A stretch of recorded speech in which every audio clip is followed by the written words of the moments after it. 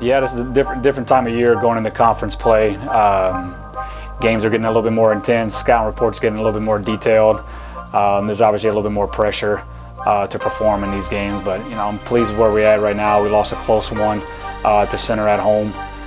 Just shots didn't go our way, but they played a really good game defensively on us, and we got to get better. And I think we had a good week of practice and ready to get back on the road, going to our closest school in the league, closest road trip, and Rhodes and Hendricks coming up this weekend. I mean, I think we lost some close games that we should have won. Like against Birmingham Southern, we were up by 6, I think, at halftime, and then against Center, we were down 18, came back and cut it to 1, and then we ended up losing by 5 or 6.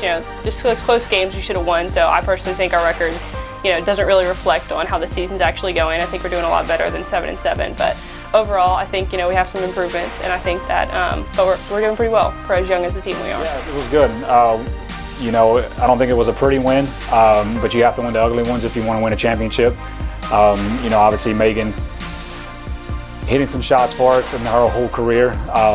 Battling through an injury last year as a junior and tearing her ACL and going through surgery and really focusing on our rehab and coming back and leaning on her a little bit to make shots for us. Even though teams know that she's our quote-unquote shooter, and finding some space for her and putting her in a position to succeed. And it's been a joy to watch her grow as a player and continually get better a little bit on shooting the basketball. But it was a great honor for her to go down with school and school history with breaking this record, attempts and makes, and hopefully she's not done yet, making a few shots. I will say, without like Taylor and Alicia as the point guards, I wouldn't get the shots that I do get. So even when Dia drives and kicks and stuff like that. So it really is just kind of a team effort. It was cool, but without them driving and sucking the defense in and then kicking it back out, I probably wouldn't make half the shots that I make without them doing that. So obviously the goal is hosting the top 4 seed, getting that conference home game, and then hopefully hosting the rest of the conference tournament and going all the way. But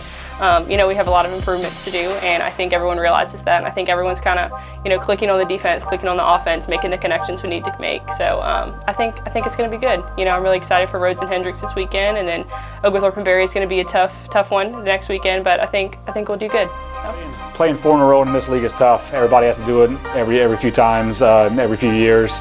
We're trying to just keep it one day at a time. Fortunately, we're still on break right now, so hopefully we still have some rest under us. I'm looking forward to this game against Rhodes, against an old teammate of mine who's the head coach at Rhodes now, and hopefully we can get some bragging rights and with this game here. But they got a really good team. It's going to be a tough game all around, but any game on the road in our conference right now is a tough one. So I think mentally we're going to be ready. Hopefully we can come out there and make a few shots and play together as a team.